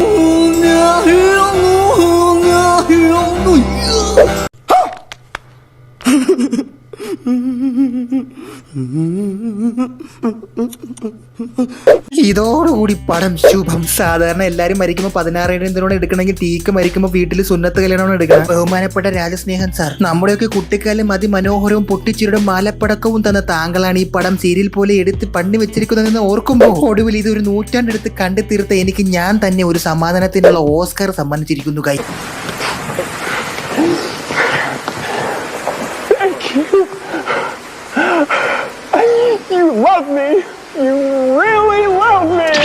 ഒരു സിനിമ കണ്ടിട്ട് പൊല്ലിത് തീരുന്നില്ലല്ലോ പണ്ടിറങ്ങാനായിട്ട്. പ്രേക്ഷകരെ കൊണ്ട് പറയിപ്പിച്ച ഒരു പടം. ജീസസ് ക്രൈസ്റ്റിന്റെ 2ാം വരവിനേക്കാളും മലയാളികൾ ഏറ്റവും കൂടുതൽ കാത്തിരിക്കുന്നതും മലയാളത്തിന്റെ മോഹൻലാലിന്റെ 2ാം വരവിന് വേണ്ടിയാണ്. ഇപ്പൊ വരും ഒന്ന് പറഞ്ഞുകൊണ്ടിരിക്കുന്നതല്ലാതെ ഇതുവരെ വന്നില്ല. മലയാള സിനിമയിൽ ഏറ്റവും മികച്ച നടന്മാരിൽ ഒരാളല്ല, ലോക സിനിമയിൽ തന്നെ ഏറ്റവും മികച്ച നടന്മാരിൽ ഒരാളായ ഏട്ടൻ തന്റെ 4 പതിറ്റാണ്ടിന്റെ അപാര എക്സ്പീരിയൻസ് കൊണ്ട് കടഞ്ഞെടുത്തൊരു സിനിമയാണ് ബർറോസ്. ജീവിതത്തിൽ ഒറ്റവട്ടം മാത്രം സംഭവിക്കുന്ന ഒരു ഇതിഹാസമാണ് ഈ സിനിമ എന്ന് എന്തിനിങ്ങനെ ഒരു സിനിമ ചെയ്തെന്ന് ചോദിച്ചാൽ ഇത് ഒരിക്കൽ മാത്രം ചെയ്യാൻ പറ്റുന്ന ഒരു സിനിമയാണ്. പടം കണ്ടവർ ഇതൊക്കെ തന്നെ പറഞ്ഞ തലയെ കൈയും വെച്ച് ഒറ്റ മതിയെന്ന്. ഓട്ട വീണ തോണിയിൽ തുഴച്ചിലറിയാത്ത തൊഴിൽക്കാരന്റെ കൂടെയുള്ള മൃഗീയ യാത്രയാണ് ഈ സിനിമ. നോട്ട് ദ പോയിന്റ്, ഇതൊരു കുട്ടികളുടെ സിനിമയാണ്. എന്നാൽ പഞ്ചാരമുട്ടായി തരാമെന്ന് പറഞ്ഞ് പിള്ളേർക്ക് വിളിച്ചേറ്റി പുളിഞ്ചിക്ക് കൊടുത്ത അവസ്ഥയായി പോയി. പിള്ളേർക്ക് പുളിഞ്ചിക്കും കൂടെ വന്ന പാരന്റ്സിന് വാളം പുളിയും. ഒന്നും പറയല്ല, ഭയങ്കര ലാഗായിരുന്നു. ഫസ്റ്റ് ഹാഫ് ഉറക്കം വന്നു, സെക്കൻഡ് ഹാഫ് കുറയും. എങ്ങനെയെങ്കിലും വല്ലച്ചാതി ഉയർത്തിണിക്കുന്ന ഏട്ടന്റെ ചവക്കല്ലറിൽ അവസാനത്തെ ആണിയായി പോയി ഇത്. കാര്യം എങ്ങനെയൊക്കെയാണെങ്കിലും സാധാരണ ഒരു പ്രേക്ഷകൻ എന്ന നിലയിൽ പടം കണ്ടതിന് ശേഷം തിരക്കഥ, സംഭാഷണം, സ്ക്രീൻ പ്ലേ, സംവിധാനം 10 പൈസയുള്ളൂല. പിന്നെ ആകെയുള്ള പോസിറ്റീവ് എന്ന് പറഞ്ഞാൽ 3D ആണ്. 3D പിന്നെ ഞാൻ OTT കണ്ടുകൊണ്ട് പിന്നെ 3D പറ്റി പറയണ്ടല്ലോ. ഒരു കടയിൽ പോയി ഒരു പാഷാണ ചായ വാങ്ങിച്ചു കുടിച്ച് നമ്മൾ കൊണ്ടുവരുമെന്ന് പറയില്ല, അത്രേ ഉള്ളൂ. അത് തന്നെ ഞാനും പറയണം. ഇനി സിനിമയുടെ കഥ ഒറ്റ ശ്വാസത്തിൽ പറഞ്ഞ യജമാനന്റെ വിശ്വസ്തനായ സേവകൻ യജമാന്റെ നിധിശേഖരം സംരക്ഷിക്കാൻ സ്വയം ദുർബന്ധമാതം വഴി ഭൂതമായി മാറി കാലങ്ങൾ കാത്തിരുന്നു തട്ടിപ്പോയ യജമാന്റെ പിൻതലമുറക്കാരി നിധിയുടെ താക്കോൽ കൈമാറി മോക്ഷം കൈവരിക്കുന്നതാണ് സിനിമയുടെ കഥ. ഇങ്ങനൊരു സിനിമ ചെയ്യാൻ വേണ്ടി ഏട്ടൻ ആരാണോ തോന്നിത്തള്ളി പ്രേരിപ്പിച്ചു വിട്ടത്. ഒരു കാലത്ത് ഏറ്റവും മികച്ച നടനായി വിലയിരുത്തപ്പെട്ട ഏട്ടൻ ഇപ്പൊ മാട്ട സിനിമകളുടെ പേട്ടനായി മാറിയിരിക്കുകയാണ്. ഒരു ഗംഭീര തിരിച്ചുവരവിനായി മലയാളികൾ കാത്തിരിക്കാൻ തുടങ്ങിയിട്ട് വർഷം 10 ആയി. പിന്നെ ഇതൊരു 3D പടമാണല്ലോ. 3D ഒക്കെ ആകുമ്പോൾ കുറച്ച് 3D ഒക്കെ വേണ്ടേ.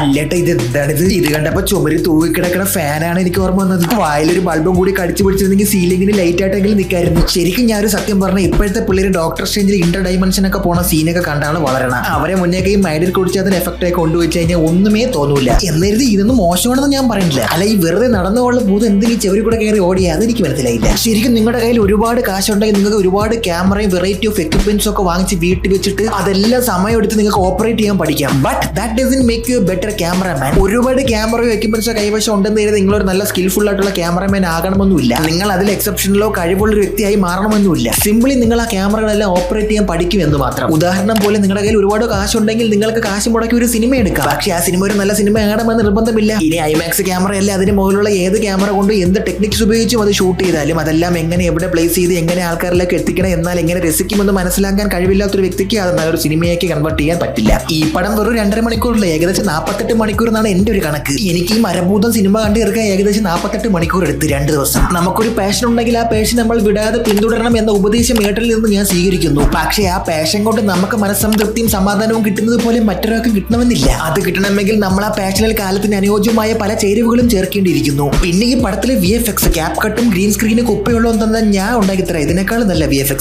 എന്റെ കുഞ്ഞെ, ഈ വീമ്പടി കേട്ട് ഞാൻ മടുത്തു. ഇതെന്താണ് ഏട്ടാ മണ്ട പോയ തെങ്ങിന്റെ മുകളിൽ തേങ്ങയും പരം കയറിയിരിക്കണ നിങ്ങള്?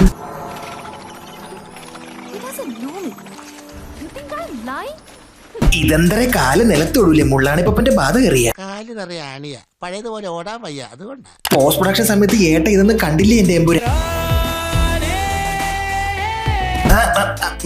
ഇനി ഇതിലാണ് ആകെ ഒരു പ്രതീക്ഷ. പിന്നെ ഇതിലൊരു മന്ദബുദ്ധി സീനുണ്ട്. ഇത്രയും സമയം വെള്ളത്തിന്റെ മുകളിൽ കൂടെ താൻ നടന്നതെന്ന് മനസ്സിലാകാത്ത ഒരു പെണ്ണ്. അല്ലെങ്കിൽ എന്ത് ദിവാസ്വപ്നം കൊണ്ടാണ് ഈ പെണ്ണ് വെള്ളത്തിന്റെ മുകളിൽ കൂടെ നടന്ന? വെള്ളത്തിന്റെ മുകളിൽ കൂടെ നടക്കണമെന്ന് ഈ മരഭൂതം പറഞ്ഞപ്പോഴാണ് അത്ര ഈ മൊണ്ണയ്ക്ക് മനസ്സിലായത്. മുതുകത്ത് പശയുള്ള പല്ലി. അല്ലാതെ ഞാൻ ഇതൊക്കെ കണ്ടിട്ട് എന്ത് പറയും? ഈ പടത്തിന്റെ ബജറ്റ് പറയൂല്ലോ ആന്റണി പെരുമ്പാവൂര്. എന്തായാലും ഏട്ടൻ തന്നെ ഡയറക്ട് ചെയ്ത്, ഏട്ടൻ തന്നെ അഭിനയിച്ച്, ഏട്ടൻ തന്നെ പാട്ടുപാടി, ഏട്ടൻ തന്നെ ബഹിരാകാശത്ത് പോയ ഒരു ചിത്രം. ബഹിരാകാശത്തിന്റെ സ്ഥലമില്ലെന്ന് ഏട്ടൻ തന്നെ അവിടെ ഒരു 10 ഏക്കർ വാങ്ങിച്ച് കൂടാരം കെട്ടി ഇപ്പൊ താമസിക്കുകയാണ്. നമ്മ മലയാളികളോട് ഏട്ടൻ താഴോട്ടിറങ്ങണേയും കാത്ത് മുകളിലോട്ട് നോക്കി നിൽക്കുന്നു. പിന്നെ ഇതിലെ ആക്ടേഴ്സ് ഒക്കെ ഫോറിനേഴ്സ് ഒക്കെ ആയതുകൊണ്ട് നമുക്ക് അതിലെ ആക്ടേഴ്സിന്റെ അഭിനയൊന്നും മനസ്സിലാവില്ല എന്ന്. ഇവിടെ ആരും ഹോളിവുഡ് സിനിമകളൊന്നും കാണാറില്ലല്ലോ അല്ലേ? പിന്നെ ദാണ്ട് ഈ കൊച്ചി, ഇത് ലൈസ തൊല്ല. നിധി ദിഗാമ തന്റെ ഇൻവിസിബിൾ ഷിറ്റ് ഡയലോഗ് പറയണ നോക്ക്. ഞാൻ വല്ലവരുന്ന ഡയറക്ടറെങ്കിൽ വായിലിട്ട് അടിച്ചു കൊടുത്തനെ. പിന്നെ ഇതിലൊരു മന്ത്രവാദിയുണ്ട്, അത് എന്തോന്നൊക്കെ കാണിക്കണ എന്തോ അൺനാച്ചുറൽ മെച്ചം. ഇതൊന്നും അല്ല ശരിക്കും നമ്മളൊക്കെ ആരാധിച്ചിരുന്ന അഭിമാനിച്ചിരുന്ന സന്തോഷത്തോടെ ലാലേട്ട എന്ന് വിളിച്ചിരുന്ന ഒരു മോഹൻലാൽ ഉണ്ടായിരുന്നു.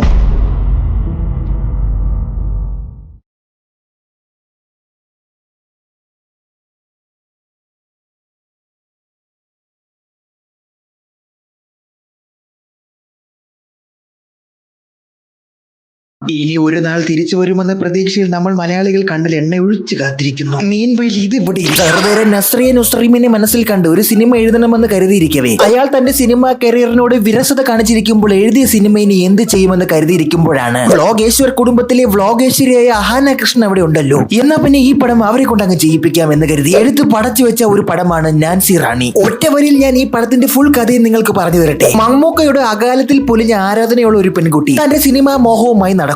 എന്നെങ്കിലും സിനിമയിൽ കയറണം. പക്ഷെങ്കിൽ വിധിയുടെ പോക്കർത്തരം കാരണം ആ കുട്ടിക്ക് ക്യാൻസർ വരുന്നു. അങ്ങനെ ഇരിക്കെ ഒരു സംവിധായകൻ ക്യാൻസർ പേഷ്യന്റിന്റെ കഥ പറയുന്ന ഒരു സിനിമ എടുക്കുമ്പോൾ അപ്രതീക്ഷിതമായി ക്യാൻസർ ബാധിച്ച് ചത്ത കാക്കയനും തലയിൽ വെച്ച് നടക്കുന്ന ഈ കുട്ടിയെ തന്റെ സിനിമയിൽ നായികയാക്കാൻ തീരുമാനിക്കുന്നു. ഒടുവിലെ സിനിമയിൽ ആ കുട്ടി നായികയെ അഭിനയിച്ച് തന്റെ ആഗ്രഹം സാധൂകരിച്ച് മറിഞ്ഞടിച്ച് വീണ് മരിക്കുന്നതാണ് ഈ കഥ. ഇത്രയേ ഉള്ളൂ, സിനിമ ഇത്രയേ ഉള്ളൂ. എനിക്ക് ഈ സിനിമയുടെ അണിയർ പ്രവർത്തകരോടോ ഇതിന്റെ സംവിധായകനോടോ യാതൊരു ക്ലേശവുമില്ല. അദ്ദേഹം ഇന്ന് ഈ ലോകത്തില്ല, നമ്മോട് ഇവിടെ പറഞ്ഞിരിക്കുകയാണ്. അദ്ദേഹത്തിന്റെ ആത്മാവിനെ ഞാൻ നിത്യശാന്തി നേരുന്നു. എന്നിരുന്നാലും ഒരു സിനിമ ആസ്വാദകൻ എന്ന നിലയിൽ നമ്മുടെ ഈ ദരിദ്ര രാജ്യത്ത് സിനിമയെക്കാളും വലിയൊരു എന്റർടൈൻമെന്റ് നമുക്കില്ലാത്ത പക്ഷം ഓരോ സിനിമയും അതിൽ ചിലവാക്കുന്ന ഓരോ മണിക്കൂറും നമുക്ക് വിലപ്പെട്ടതാണെന്ന് അറിയിച്ചുകൊണ്ട് ഈ സിനിമയെ ഞാൻ വറുക്കാൻ തീരുമാനിച്ചിരിക്കുകയാണ്. എന്തായാലും സിനിമയുടെ കഥ ഞാൻ നിങ്ങൾക്ക് ആദ്യമേ പറഞ്ഞു തന്നല്ലോ. ഇത് യൂട്യൂബിൽ റിലീസ് ആയതുകൊണ്ട് നിങ്ങൾക്ക് എളുപ്പം തന്നെ കണ്ടെത്താൻ സാധിക്കും. അറിഞ്ഞുകൊണ്ടൊരു അപകടത്തിലേക്ക് നിങ്ങൾക്ക് എടുത്തു ചാടണമെങ്കിൽ യൂട്യൂബിൽ ഈ സിനിമ അവൈലബിൾ ആണ്. എന്റെ ഡിസ്ക്രിപ്ഷനിൽ കയറിയാൽ ഈ സിനിമയുടെ ലിങ്ക് നിങ്ങൾക്ക് അവിടെ കാണാൻ സാധിക്കും.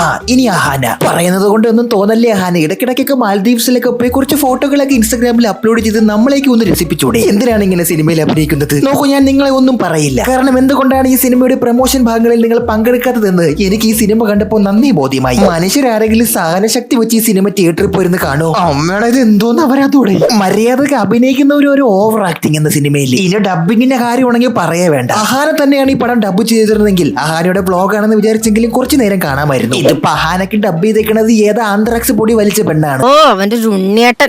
നിനക്കിതൊക്കെ മതിയൊക്കെ മാമ പണിക്ക് പറ്റും. അഹാനയ്ക്ക് മാത്രവും ശബ്ദത്തിൽ പൊല്യൂഷൻ ഉള്ള നമ്മുടെ ലാൽ സാറിന് പോലും വേറെ ഏത് മിമിക്രിക്കാരനാണെന്ന് തോന്നുന്നു ഡബ് ചെയ്തേക്കണം. നോക്കൂ, കോപ്പിറൈറ്റ് ഇഷ്യൂ ഉള്ളതുകൊണ്ട് എനിക്ക് ഈ സിനിമ മുഴുവൻ ഇവിടെ കാണിച്ചു തരാൻ സാധിക്കില്ല. ചാനലിൽ സ്ട്രൈക്ക് അടിച്ചവർ കിടത്തി കളയും. അതിനാൽ തന്നെ കണ്ടവർ ഇത് കാണാത്തവരിലേക്ക് എത്രയും പെട്ടെന്ന് എത്തിച്ചാൽ നിങ്ങളുടെ ജീവിതത്തിൽ 2.5 മണിക്കൂർ സേവ് ചെയ്ത് തന്നതിന് എനിക്കൊരു നന്ദി സൂചകം കൂടിയാകും. ഏത് ലോകത്ത് വേറെ ഒരു സിനിമ ഇല്ലെങ്കിൽ ഈ ഒരൊറ്റ സിനിമ മാത്രമേ ഉള്ളൂവെങ്കിൽ നിങ്ങൾക്ക് ഈ പടം കാണാൻ കിട്ടും. മുറ്റത്തൊരു ടാർപ്പയും കസേരയും വലിച്ചിട്ട് വീടിന്റെ ഫ്രണ്ടിൽ ഒരു കരിങ്കൊടിയും കുത്തിവെച്ച് നിങ്ങൾ ഈ സിനിമ കണ്ടു കഴിഞ്ഞ് ചാകുമ്പോ പെട്ടെന്ന് ആൾക്കാർ കൂടി അടക്കിക്കോളും. പടത്തിന്റെ ആരംഭം തന്നെ പനി പിടിച്ച് നസ്രിയ പാരസെറ്റമോൾ കഴിച്ചുകൊണ്ടിരുന്നപ്പോഴത്തേക്കും ഡബ് ചെയ്ത് പോലത്തെ ഒരു ശബ്ദം. രാത്രി 11:59 എന്റെ ജനനം. അഹാനയാണെങ്കിൽ സിനിമയിൽ ഉടനീളം ക്യൂട്ട്നെസ് നിറയ്ക്കാൻ ശ്രമിച്ചിട്ടുണ്ട്. ബാറിലിരുന്ന് അടിച്ചുകൊണ്ടിരുന്ന എന്റെ കൂട്ടുകാരന് ടച്ചിങ് സിനിമ പറഞ്ഞ ഈ സിനിമ കാണിച്ചു കൊടുത്തപ്പോൾ അവൻ വരാതെ കണ്ട് വാൾ വെച്ച്. അച്ഛനും അമ്മയുടെയും ഭാഗ്യം കൊണ്ട് ചെറുപ്പത്തിലെ അവർ മരിച്ചുപോയ കുട്ടിയാണ് ഈ സിനിമയിലെ അഹാന. പിന്നീട് ഒരു വലിയ റിച്ച് സെറ്റപ്പിലാണ് വളരുന്നത്. അവരുടെ ഫാമിലി ബാക്ക്ഗ്രൗണ്ട് ഒക്കെ അത്യാവശ്യം നല്ല കത്തോലിക് ഫാമിലിയാണ്. പക്ഷേ കുരുത്തം കെട്ടൊരു കുട്ടിയെ വളരുന്നത് കൊണ്ട് തന്നെ സ്വന്തമായി ഒരു ചർച്ചില്ലെന്നേ ഉള്ളൂ. ചർച്ചിലെ നടത്തിപ്പുകാരിയാണ് നമ്മുടെ ലെന. നീ ഒറ്റ ഒരുത്തിക്കാരനോ ഇവിടത്തെ പിള്ളേർ കുരുത്തക്കേട് കാണിക്കുന്നത്? ലെനയും ലാലുമാണ് ആക്ച്വലി അഹാനയുടെ ഗാർഡിയൻസ്. കുട്ടിയുടെ കുരുത്തക്കേട് കാരണം പൊറുതി ഇരിക്കുകയാണ് നമ്മുടെ ലെല മാഡം. എത്ര നല്ല ആക്ട്രസ് ആയിരുന്നു ലെന. ഇപ്പോൾ ഉള്ള സിനിമയിൽ അത്രയും പിള്ളേരെ എടുത്തു വളർത്തുന്ന 2ാം അമ്മയും.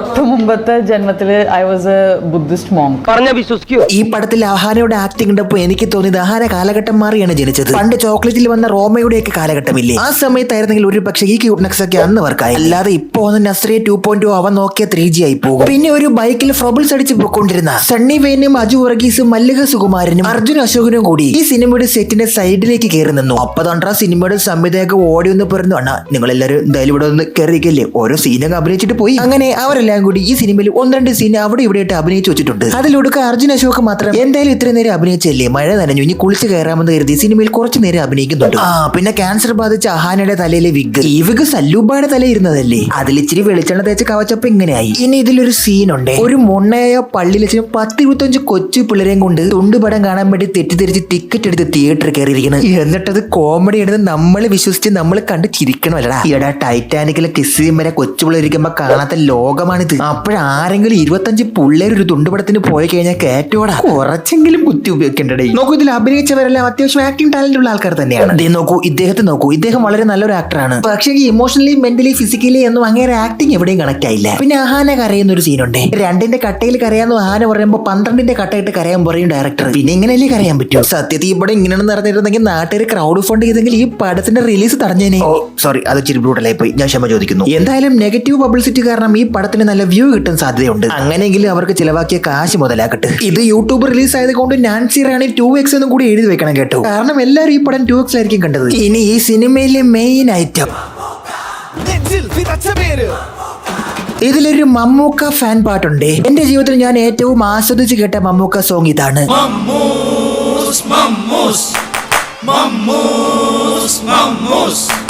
അതിനൊരു വെല്ലുവിളി ഉയർത്താനാണ് ഇതിൽ ഇങ്ങനൊരു പാട്ട് പടച്ചു വെച്ചേക്കണത്. പാടിയതൊക്കെ വലിയ ആളാണ്, പക്ഷെ അഭിനയം കൊണ്ട് അവളെ തകർത്ത്. മമ്മൂക്ക ഈ പാട്ട് കേട്ടിട്ട് 3 വട്ടോടെ ആൾ വെച്ചെന്ന്. സ്വന്തമായി ഡബ് ചെയ്യാനായിട്ട് ഈ പടത്തിൽ ആരും വന്നില്ലെന്ന് തോന്നുന്നു. എന്തോ ഡബിങ് ഇഷ്യൂ ഒക്കെ ഈ പടത്തിൽ ഉണ്ടായിരുന്നു ആഹാരയുടെ ഭാഗത്ത് നിന്നും. ഞാൻ ചോദിക്കുകയാണ്, ഈ വൈശാഖ് നായർക്കൊക്കെ ആരുടെ ഡബ് ചെയ്ത്?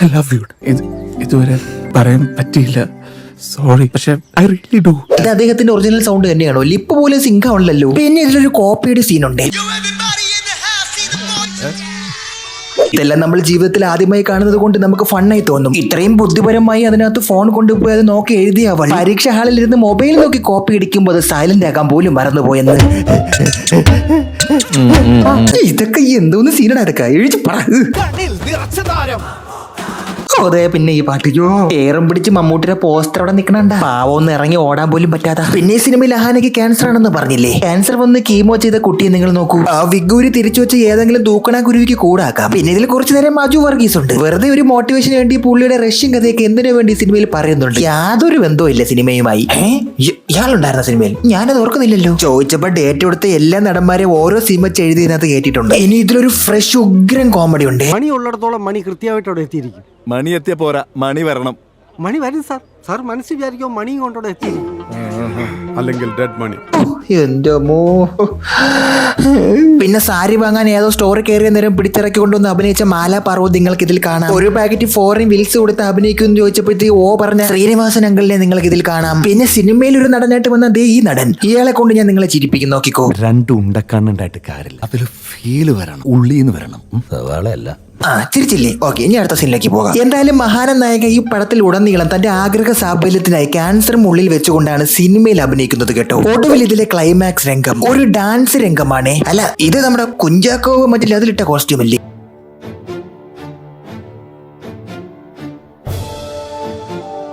എന്തായാലും ഈ ഡാൻസ് അതിഗംഭീര ഡാൻസ് ആണെന്ന് നമ്മൾ പ്രേക്ഷകരംഗം മനസ്സിൽ നിരൂപിച്ചോണം. അഹാനെ അവിടെ നിന്ന് പാവാട ഇങ്ങനെ പറത്തി കാണിച്ചു. എന്നിട്ട് അർജുൻ അശോകന്റെ വക ഒരു അമേസിംഗ് എക്സ്പ്രഷനും. എന്നിട്ട് ഈ ഡാൻസിന്റെ ഒടുക്ക അഹാനെ മരണടിച്ച് വീണ് മരിക്കും.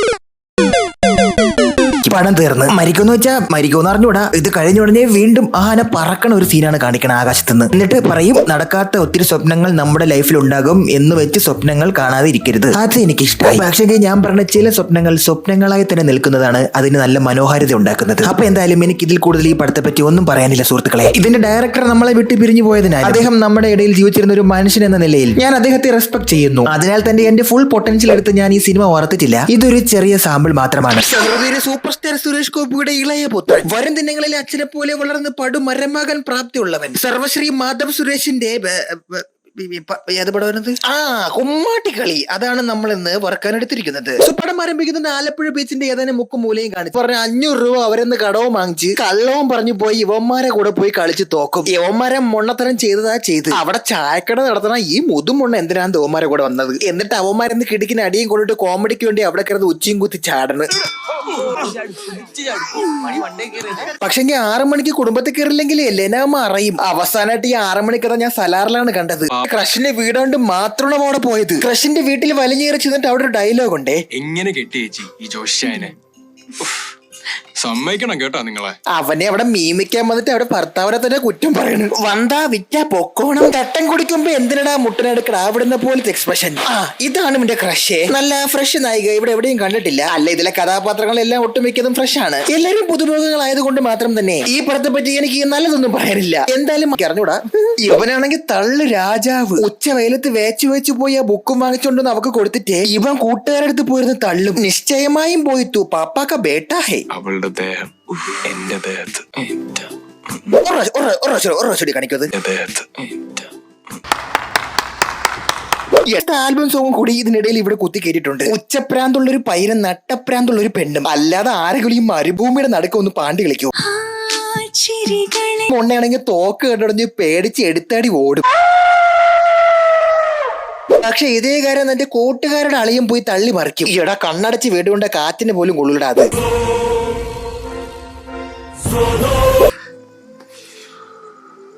അവളെ കിട്ടിയില്ലെങ്കിൽ ഉണ്ടല്ലോ, കിട്ടിയില്ലെങ്കിൽ നീ ഓലത്ത് പോയങ്ങട്ട്. അവനാ ബുദ്ധിയില്ല, അവന്റെ കൂട്ടുകാർക്ക് അതിനേക്കാളും ബുദ്ധിയില്ല. ഇവൻ പറഞ്ഞ നുണകളും തള്ളുകളും എല്ലാം കേട്ടിട്ട് അവന്റെ മൊണ്ണ കൂട്ടുകാരെല്ലാം കൂടി പോയി ആ പെണ്ണിനെ അടിച്ചു മാറ്റി കൊണ്ടുവരും. അത് കേസാവും. അവസാനം എല്ലാവരും സ്റ്റേഷനിൽ വിളിപ്പിക്കും. അപ്പൊ പട്ടാപ്പകൽ ഒരുത്തി തട്ടിക്കൊണ്ടു പോയ ദിനത്തിൽ ദേ താടി മീശയുള്ള മനുഷ്യൻ ഇങ്ങനെ പറയും, അഡ്രസ് ഇല്ലാത്ത നിങ്ങൾക്ക് എന്ത് അന്തസ്. കാര്യം അവന്മാര് കാണിച്ചത് ചരിത്രമാണെങ്കിലും അങ്ങനെ പറഞ്ഞത് മോശമായി പോയി. അവിടെ ഒരു സംഘർഷം നടക്കുകയാണ് ഗൈസ്.